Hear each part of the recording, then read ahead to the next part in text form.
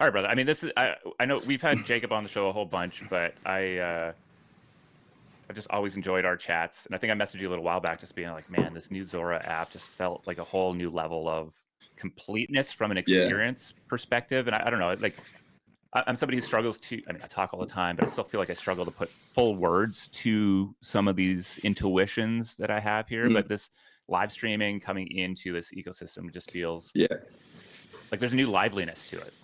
I'm curious what how is this? I mean, I think you're not even fully rolled out on live streaming. It's just been in sort of some of this.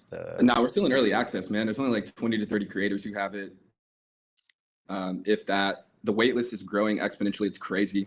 Shout out to Camille from our product marketing team who's been managing the wait list. People are clamoring over themselves and over each other to try to get access to it, which is really exciting.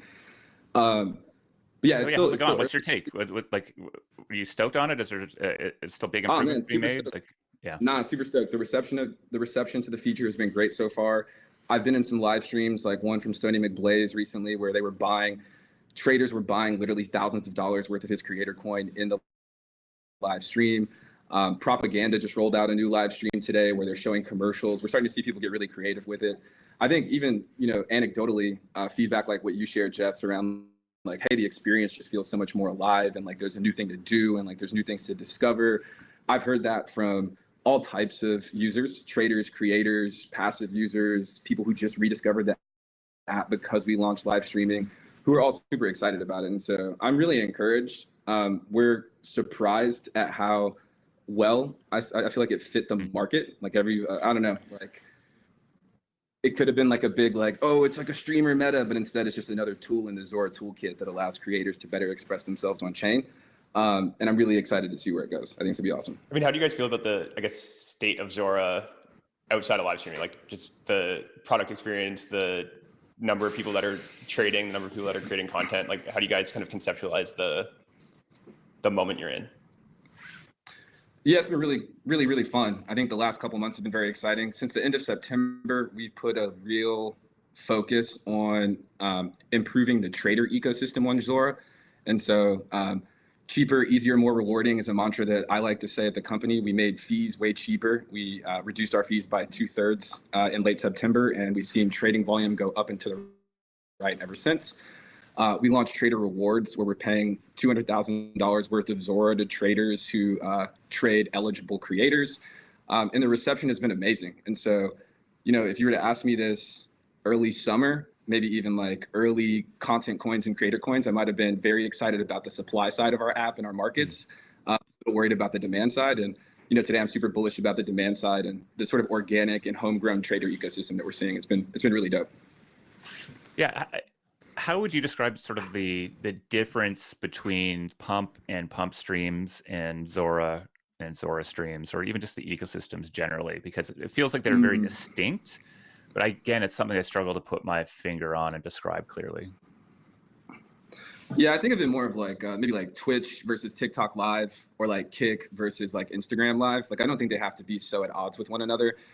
We do have a lot of creators who will, in their passing on the stream on Zora TV or whatnot, talk about the sort of empirical differences, like, hold times and maybe some more aggressive mercenary style trading behaviors, all that kind of stuff that, like, it's the trenches. That's kind of what you get there. I actually think the two can coexist in a really nice way, though, just because we serve what feels like slightly different types of creators. Like, we don't have an overwhelming amount of just pure streamers on Zora yet. We have creators that make videos. We have creators that post amazing photography and images or make memes that also want to go live. And so it doesn't feel like it's like the entirety of our narrative on that side at all. It just feels like another feature, like I mentioned earlier, for creators to take advantage of as they're starting to post their stuff on Zora and on chain. And so I think they're actually quite complementary. And the more that we look at the sort of the more that we have this like scarcity mindset around like, oh, there's not enough and you got it,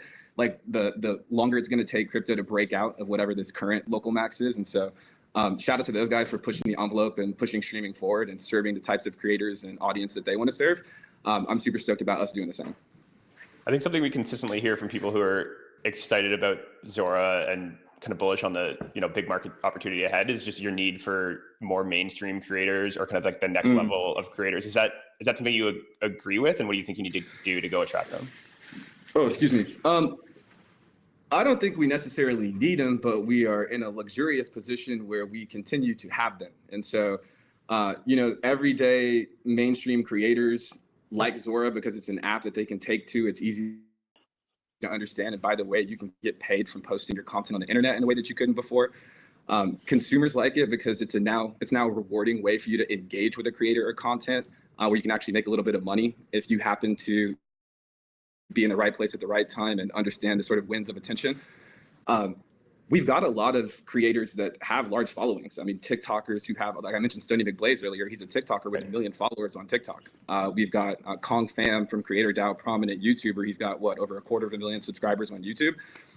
We've got a food influencer, Baron Bakery, who's onboarded, who posts like her baked goods on Zora, and she's got like 500,000 followers on TikTok, and she's just literally posting recipes and baked goods. So we're getting a baked goods meta. Yeah, hey, man, we're still in the dog meta, Yeah, we are. You guys know what's up. Yeah. But yeah, I think we're onboarding those creators. I mean, hell, we just had Moa Loa, like a very established and extremely successful fashion brand, on board yesterday and start posting what looks like pictures from their lookbook. And so there's so much happening at Zora that it can be easily overlooked. Like I had somebody say, we had the Docker guys on stream the other day, and they're like, you guys don't have any NBA players, and I'm like, yo, we got Tristan Thompson, KCP, like there's a bunch, like I want LaMelo one day, but like there's NBA players, there's NFL players, there's large creators. Yeah, you heard it. Do I do the sign? Dude, I put it on my bio. I'm 6'7". I put it on my bio, and then everybody's just like, "Oh, I didn't realize you're that tall." And then I realized, looking at my Twitter stats, that like I have the most millennial user base ever. Nobody got the fucking joke. Yeah, they were like, "Oh wow, man." But yeah, so Josh, to your question, like I think it's important, but it's not the end all be all. It's not going to make or break Zora.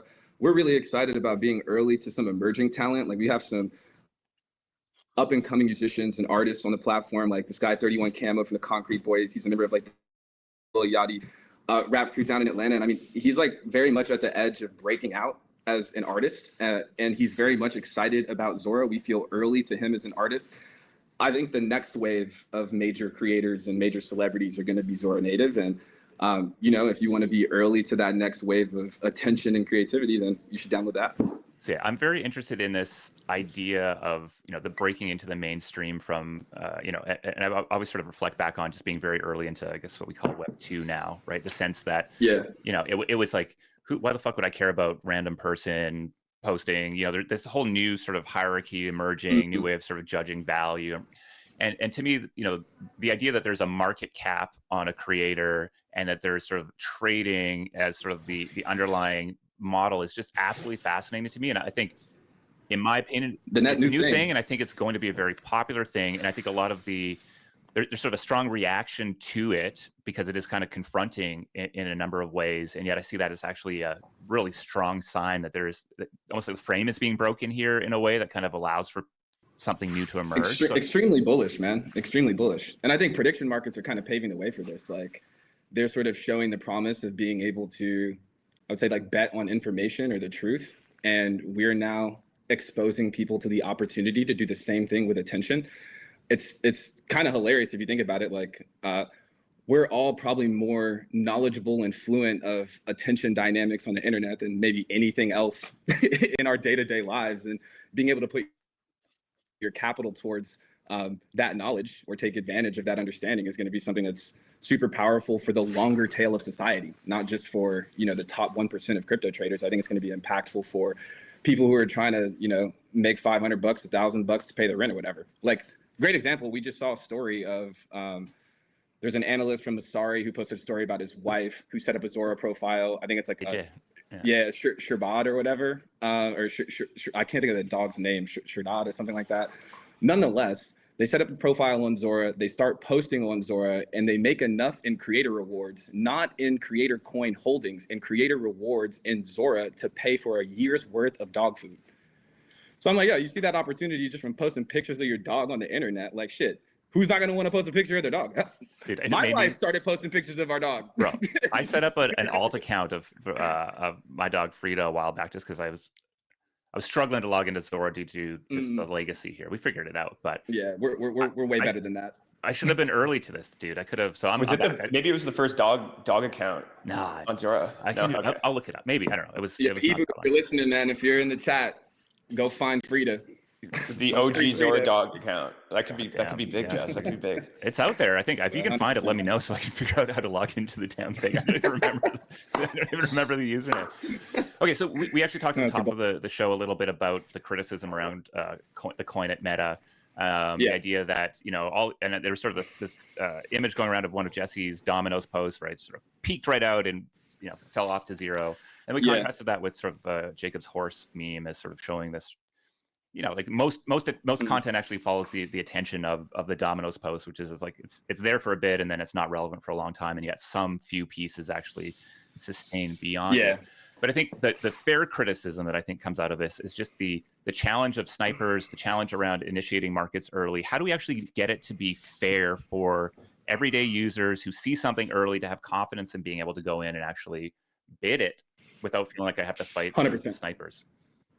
Yeah, great question. Okay, maybe 3 points to hit here because I feel like there's a few different questions in there. One on the Jesse bit in the post. What makes Jesse unique with the most recent posts is that he's posting without a creator coin. And so he's kind of in this weird anomalous zone where it's unlike any other sort of posting creator coin dynamic that you see on Zora, which is embedded in the flywheel, where like, okay, even if the Domino's post did have that chart, it would have also driven liquidity and value and volume back to his creator coin. And so if you're holding that, then you're like, okay, cool. To Jesse's point, yeah, it follows the attention cycle. And then afterwards, we're all still looking at Jesse, the creator coin, right? And so in the absence of that, I think it amplifies or exacerbates a solved problem. We've already solved this problem to some extent.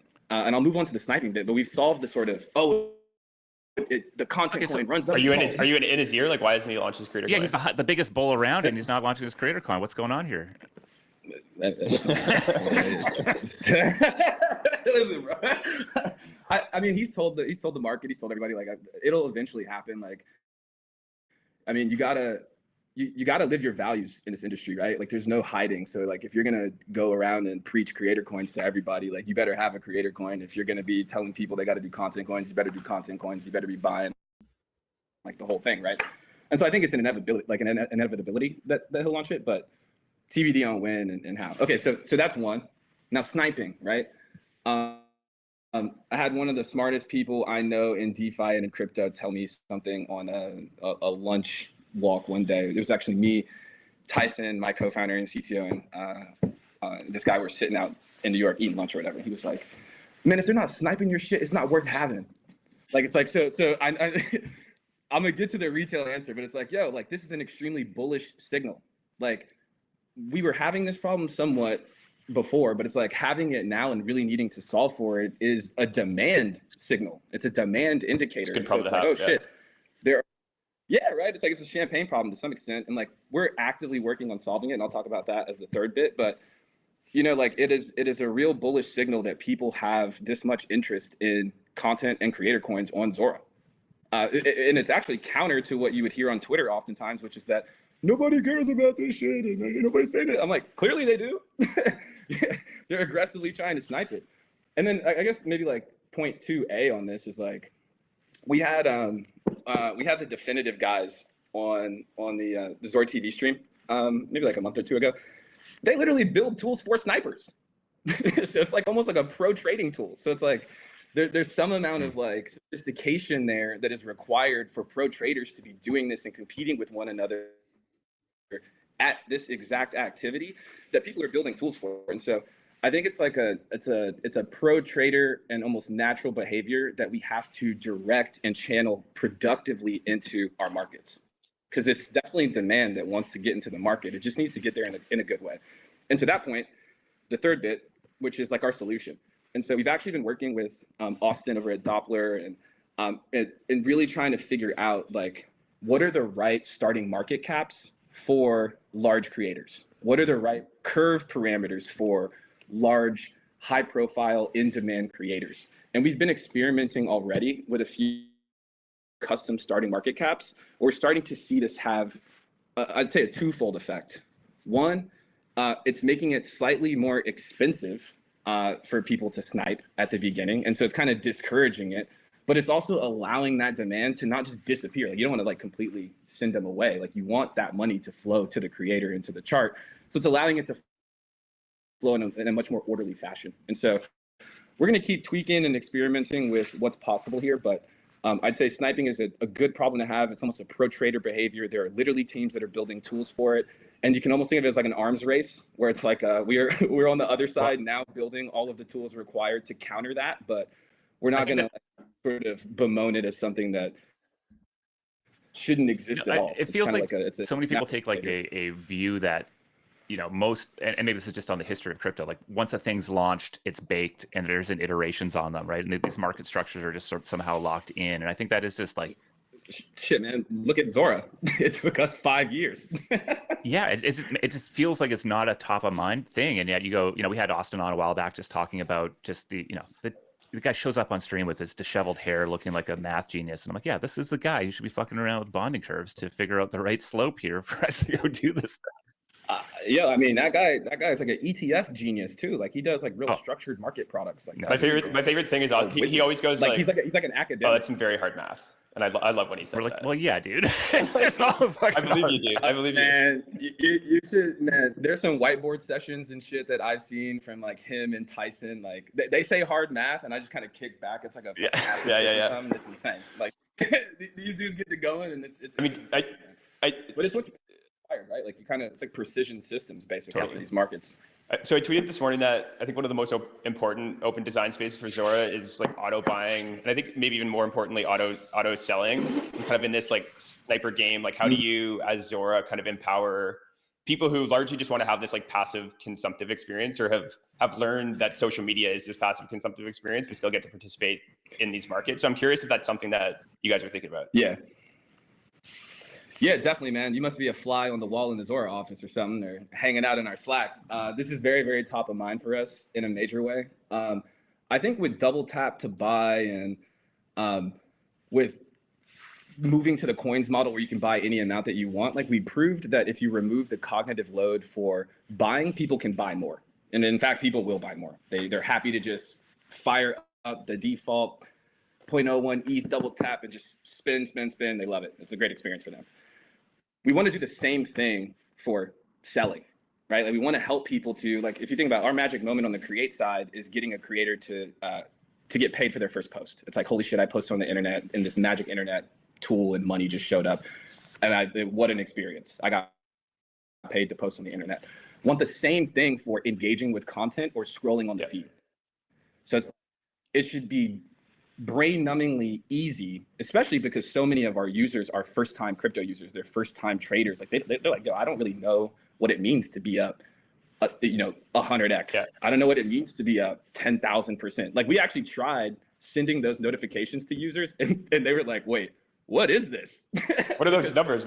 Yeah, there's too many zeros on that. Yeah. Wait, it sounds like I'm winning, but like, did I win? Yeah. And so our job is to help make it really easy for them to get that win, right? Especially that first win. And so I can't give you too much of the secret sauce, but we are actively in the lab thinking about ways that we can make this easier for traders, and then do the same thing for creators as well. I think a similar problem is like, what do they do with their creator coins? And so it's like, how do we make it easier for them to monetize those positions, if not, liquidate some of those positions as needed? Oh, it makes sense. I think one of the biggest blockers to buying is needing to think about selling. And if you can just like focus on seeing good content and double tapping and knowing that the selling is going to take care of itself, you get way more people buying. I love this in the chat. FBI. Selling is hard. Yeah. Oh, dude, we are bad at it, brother. Why do you think so? Like, not a lot of people buy one-way flights, bro. Like, well, I think also if you can just like destigmatize it, right? It's like, yo, I know this creator, I like their shit, I want to buy it, but also I don't want them to think that I'm like shorting them or trying to sell it. And if it's just automatically happening, I think you just kind of remove that. Yeah, 100%, man. Like, you don't want to feel like you're dumping a creator's bags or something like that. And like, really what'll wind up happening if this all works as we hope it works is that really it's Zora doing it. It's not you're like, oh, I'm not. It's just the Zora app does it. You know what I'm saying? The same as what happened with our creator rewards model, where it's like it's not that the bot. It's like, oh, the protocol's just paying us. You know, it just kind of happens. Zora ADL. For the same thing. Yeah, you know. We got FBI surveillance van in the chat here saying that I asked where are my snipers at. FBI surveillance van says the snipers are within, and then it says this D guy Moggs. So the FBI is with it, I think. Maybe last sort of topic that I'm really interested to talk to with, because we talked to Jacob about this quite a bit, and I'm really interested in how you're looking at it. This quote pairs idea and model, the nested markets, continues to be something that seems to be overlooked by almost everybody in crypto. Like and I think to the point where there isn't even really good criticism. I think we did have some of the BMX guys on earlier this week that were kind of talking about the challenges of having a hyper volatile asset underpinning markets, etc. And yet you guys are the only ones who've kind of done it in the 3 nested markets, this way that's all of these assets can kind of come together and settle in one place. So I'm curious, like, what is your bull case pitch? How do you sort of define what quote pairs actually unlocks here in the crypto space? Oh man, great question. I mean, for us, Zora is the quote currency of the new creator economy. That's like such a powerful thing to be able to instantiate for any community or ecosystem. I think we are proving that you could do that for whatever niche community or ecosystem that you want to stand up, if you've got the right sort of, I wouldn't just say like the right flywheel mechanics to where like these feedback loops actually do become value accretive into one another.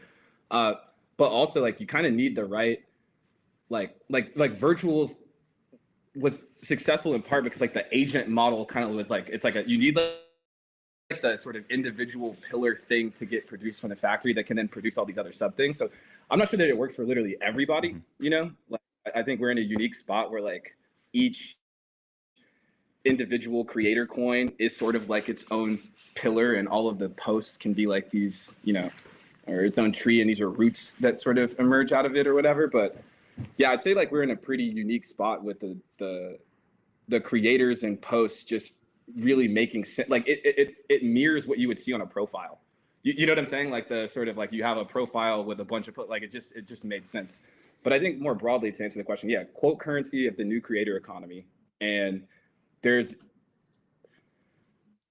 we're probably entering the first of the first era in a long time where like there's real competition for money. Like I had Camo and all these rappers in the office, and I was joking with them. I was like, yeah, we made our own creator economy money. And they were like, wait, what? And I'm like, yeah, you could just do that now. And so I do think as more people outside of just like having utilities sit around the token or like functionally in the token, but just like allowing the token to be your community's currency truly. And at the market level, I think, not just in the like spending sort of velocity of money bit. I think it's pretty powerful. It's pretty powerful. And we're still so early. What the fuck? We've done this for like Josh and I were in New York, I don't know, the beginning of this year, I think, and we sat down with Jacob where like I think you guys had really just started conceptualizing this, and he sort of introduced the concept. And I would say what's remarkable is just how consistent that is. Like what he sort of teased there is just like the exact same thing that's being executed on here. And it feels like you need to kind of own the app, so they own the venue. You need to be issuing new assets, and there needs to be speculative demand on almost like an uncapped potential of new assets on the other side. Exactly, that's what I mean by it's unique to like the social sphere or like the agent bit, is because there is this uncapped supply of creators. And of content, like at every level, there seems like an infinite number of people you can pull. I mean, maybe say, okay, you can set an upper limit on, say, TikTok users as far as the number of people you could get onto the app. But you think about the number of pieces of content each of these folks are creating. And so I think that if I look at like that model being applied to other areas, it kind of needs to hit those 3 dynamics, I think, to represent a big opportunity. One of the more bold things I think I hear coming out of folks talking about quote pairs is that it's going to make the L1 trade look dumb. It's going to disrupt. Like, if is ETH really money? is ETH really money if anybody can come in and create their own money if they have an app with all those components to it? I mean, as long as people are spending ETH for gas and spending ETH for, settlement and all that other stuff, especially on the competitive side, set. You don't need to go launch yeah. an L1 to go have some moneyness. If Zora ultimately works out, I think Exactly. that's going to be one of the defining characteristics of it. Yeah, 100%. I mean, that's the vision that we see for sure. There are things that we have coming down the pike, which I think will continue to set us up to execute on that. Like what? I mean, I don't know. I'm going to tell you all of it, man. But there's plenty of stuff coming. Just tell us two things. Tell us one or two things. Tell us one or two things. Okay, so like I say this again. It's like cheaper, easier, more rewarding. Trading is easy when liquidity is deep, and we plan on making sure it's deep. That's like my favorite thing to do is just to push on people when I know they have alpha that there's no way in hell they should tell us, but that I feel like because we got all people. Yeah, see, Tyson's in the chat being like what, D? Like what? You tell us, Tyson. You just share it with the chat so people want to come in the chat. Tyson, come in here and tell him, Tyson. Yeah, hold on, come here and tell him, man. I can look at him. I see it right here. I'm sure he does.